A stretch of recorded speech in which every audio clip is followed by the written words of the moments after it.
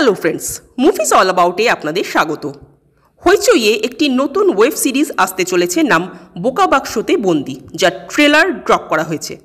এখানে মুখ্য চরিত্রে অভিনয় করেছেন সোলাঙ্কি এবং এই ওয়েব সিরিজটি পরিচালনা করেছেন দেবালয় ভট্টাচার্য।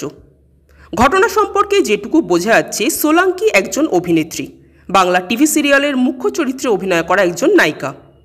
বাট তিনি আলটিমেটলি কোনোদিনও অভিনেত্রী হতে চাননি, সো তিনি সিরিয়াল ছেড়ে দেওয়ার ডিসিশন নেন।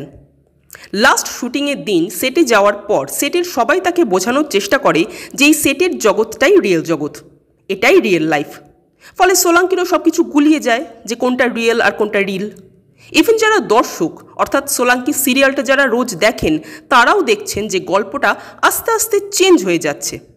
তো ফাইনালি কি সোলাঙ্কি রিল আর রিয়েল লাইফের মধ্যে ডিফারেন্সটা বুঝতে পারবে? সেটা জানতে গেলে আমাদের হইচইয়ে ওয়েব সিরিজটা দেখতে হবে। এখানে কিন্তু একটা থ্রিলার টাইপ ব্যাপার আছে। কেন সেটের লোকেরা তাকে এটা বোঝানোর চেষ্টা করছে যে এই সেটটাই রিয়েল লাইফ? তারা কি কোনো ষড়যন্ত্র করছে সোলাঙ্কির বিরুদ্ধে? তাকে কি ফাঁসানো হচ্ছে কোনোভাবে? নাকি সোলাঙ্কির নিজের মস্তিষ্কের মধ্যেই নানান রকম বিভ্রান্তি ঘটছে?